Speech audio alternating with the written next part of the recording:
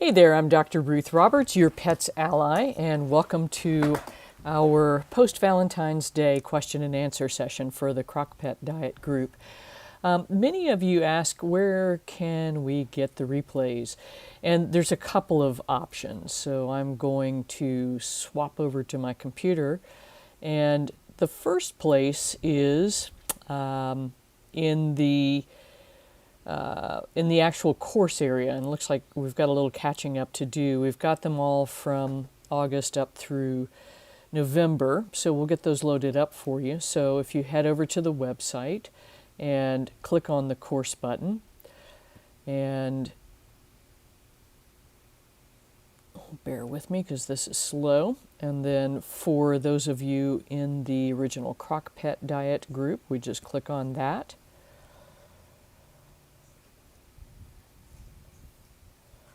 And then in the course content, you'll see the videos here. You can just drop down, click on them, on the one that you are interested in, and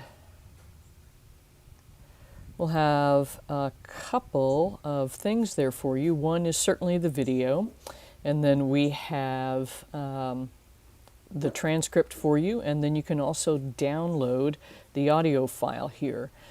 So we will work to get this caught up for you. We've had quite a number of website issues, and thankfully we actually have somebody working with us now that will keep things under control.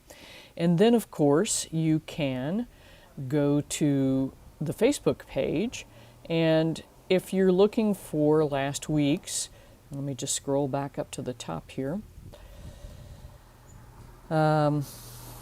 You can just click on the YouTube link and go from there. You can always search as well. So if you type in YouTube, theoretically this will work. It will show you all of the dates for the YouTube broadcasts. So hopefully that is helpful. Let me go back to the main page and we'll get started with the questions once this loads back up. So let me scroll down to the bottom so I don't miss anything.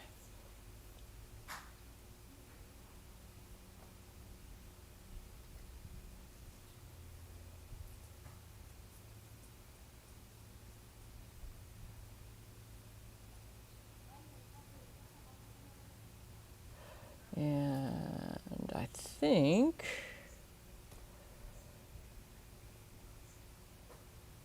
yep, there we go. So May's question. So May, we actually had this problem pop up this week. We didn't quite defrost a bag in time. And so that's exactly it. You know, if you've got something like sardines, tuna, some leftover protein from the other night and veggies and things like that, then that's perfectly fine to use. I mean, because essentially that's what you're doing. And, you know, and the idea too is that if you, if you do everything correctly as far as nutrition goes, 90% of the time, actually I had a nutritionist tell me 80% of the time, then you're doing great. Everything's going to be in good shape. So I hope that helps. Mayoshi, good to hear from you. Yeah, eggs can be a little iffy. They do, if you use that as a main protein long term, it can create some pretty amazing gas because of the sulfur content of the eggs. And Laura's asking about CBD oil with pets and cancer. And then Bettina put up the link to my interview with Angela Ardolino. And she is not a veterinarian, but she is extremely well educated as far as cancer and using CBD and THC for that matter. So she's a great resource. Her website is CBD Dog, and she does have cat products too. So it's not just kitties, not just dogs, I should say. And let's see if I can get this. That should be the link to her website. But that's something I can probably help you with as well, Laura. If you need a if you need some help as far as designing a protocol to support your pet, that's part of what I do. So we, one-on-one consultations. Jamie's worked with me. Jamie works with a lot of people, and she has really gotten Willie through a lot of crazy stuff.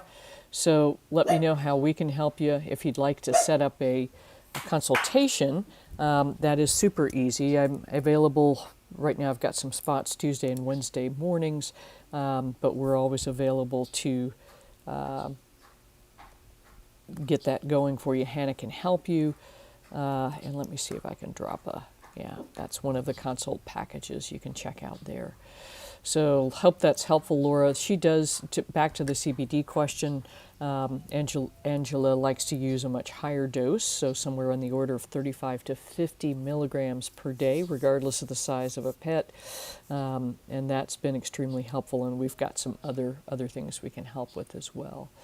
And Cassie's asking about their coats are not as shiny. And Cassie, if you are not using holistic total body support or some sort of a multivitamin, you definitely need to do that. And you can get omega-3 fatty acid supplements, and that actually helps tremendously.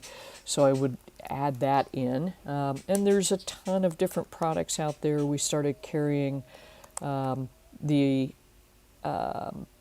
one from Iceland fish oil company. Basically, they have excellent products. We started using the Premier Omega oil for large breed dogs for everybody because the concentration is super high and it's easy to dose. You need to be using somewhere between 50 and 100 milligrams of omega-3 fatty acids, and notice that's different from fish oil per pound of body weight. So I hope that helps, Cassie. Check that out. But definitely, if you're not using some sort of a multivitamin to balance the diet, you need to be, because it is not quite complete.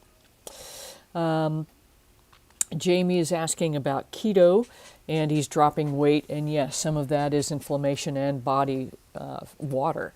So what I would suggest, this is kind of the difficult part of keto, is that you have to go with more fat as the primary source of calories. So kind of gradually increase that up. Again, and the recipes are set up as 65% fat. In humans, they often suggest 70 to 80% fat total for the diet to stay in keto. So that will help. The other thing you may consider is,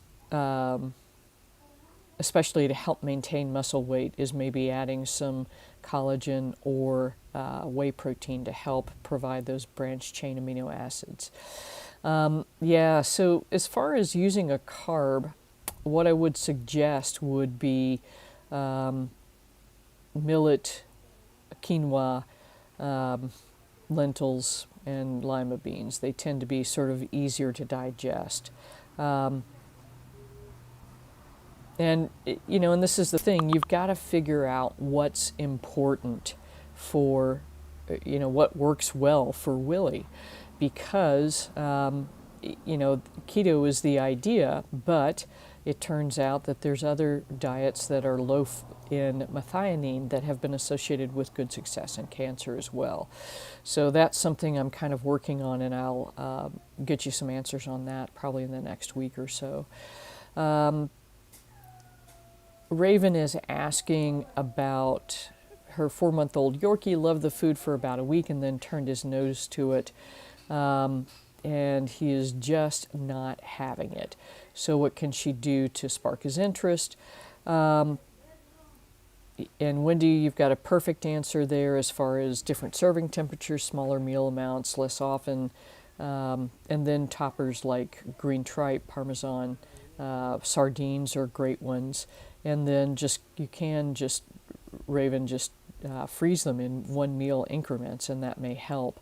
The other thing is that frankly, a lot of the brassica species, like if you're using a ton of broccoli, that may be what's putting them off. And so what I would do is shift for brassica species veggies that are more less sort of intense in taste, and that would be things like bok choy, some kale, and then cabbage. See if that helps a little bit. And then you can also decrease the volume of brassicas, so go from 3 cups to say 1.5 cups, and then increase the other veggies to offset that. And finally, he may not need as many veggies at this point, so you may need more carbohydrate as far as rice and more fat, because he just needs to get the calories in to grow. So see if that helps, Raven. And Zoe's asking about cooking with fish. What I generally suggest, and I think there's another question as well, so what I generally suggest is that you put everything in except for the fish and let it cook. And then once everything else is finished cooking, simply adding the fish in and then mixing it will cook the fish. So you really don't need to pre-cook it. And that will help prevent the odor from being intense, and also it won't overcook the fish. So there you go. And then Aaron also asking about the fish smell. So really just make the food and then toss the fish into the rest of the food to let it kind of cook through. And let's see what else we got here. And Zoe, again, congratulations and welcome. We had a nice talk last week, and hopefully we're getting you guys on the right path with whiskey. If you're wanting to know something that we've probably talked about before, if you hit this search button and type in whatever it is, so in this case we want to look at Instapot, you can get some pretty awesome answers from the group because we've discussed a lot of things over the years. So there's all sorts of stuff. I think, there's also, some older answers that are in more detail, but check that out as far as the search function, because a lot of time there's so much information in this group that I think you'll be able to find it pretty easily. So let's see, let me go back to where we were so I'm not missing anybody's question. I think that's where we were. And then Erin gives you some great info there as well. And Jamie is asking on keto again. Kale is a brassica, and that is a good veggie to help support liver function and also to help suppress cancer. And Jamie, so sorry to hear that the pathology really is histiocytic sarcoma.